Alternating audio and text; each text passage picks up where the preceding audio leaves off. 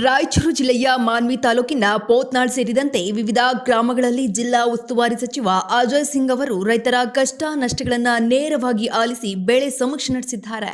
ಬಳಿಕ ಮಾನ್ವಿಯ ಪ್ರವಾಸಿ ಮಂದಿರದ ಬಳಿ ಮಾಧ್ಯಮಗಳೊಂದಿಗೆ ಮಾತನಾಡಿದ ಅವರು ರೈತರ ಅಳಲನ್ನ ಮುಖ್ಯಮಂತ್ರಿಯವರಿಗೆ ವರದಿ ರೂಪದಲ್ಲಿ ತಲುಪಿಸುವುದಾಗಿ ಭರವಸೆ ನೀಡಿದ್ದಾರೆ.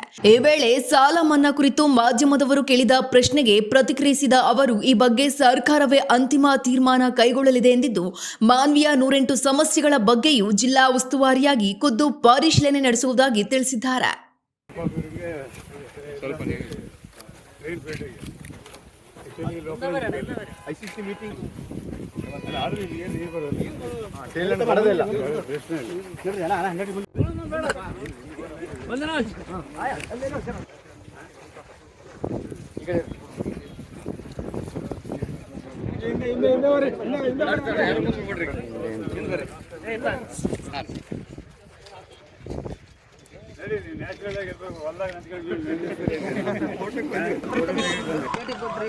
ವೀಕ್ಷಣೆ ಮಾಡಿ ಅಲ್ಲೇ ಬಂದ್ಬಿಡ್ರಿ, ಅಲ್ಲಿ ಮಾತಾಡ್ತೇನೆ. ಎಲ್ಲಿ ಸರ್?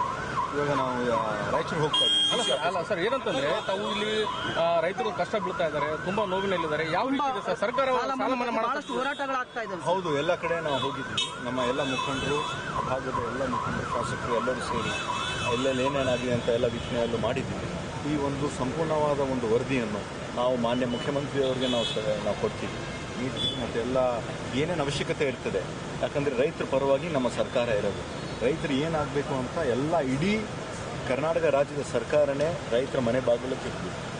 ಸರ್ ಏನಂತಂದ್ರೆ ಇದೊಂದೇನಂದ್ರೆ, ಯಾಕಂದ್ರೆ ತಾವು ಜಿಲ್ಲಾ ಉಸ್ತುವಾರಿ ಸಚಿವರಿದ್ದೀರಿ, ಯಾಕಂದ್ರೆ ಮಾನ್ವಿಯಲ್ಲಿ ಮೂಲಭೂತ ಬಹಳ ಸಮಸ್ಯೆಗಳಿದಾವೆ ಸರ್. ಇದ್ರ ಬಗ್ಗೆ ಅಲ್ಲ ಬಹಳ ಇದಾವೆ ಸರ್ ಸಮಸ್ಯೆಗಳು. ಯಾಕಂದ್ರೆ ಈ ವೀಕ್ಷಣಕ್ಕೆ ಬಂದಿದ್ದೀನಿ, ಮುಂದೆ ಎಲ್ಲವನ್ನು ಗಮನದಲ್ಲಿ ತಗೊಂಡು ಸರ್ 106 ಕೋಟಿ ರೂಪಾಯಿ ಕಾಮಗಾರಿ ನಡೀತಾ ಇದೆ ಸರ್ ಮಾನ್ವಿಯಲ್ಲಿ.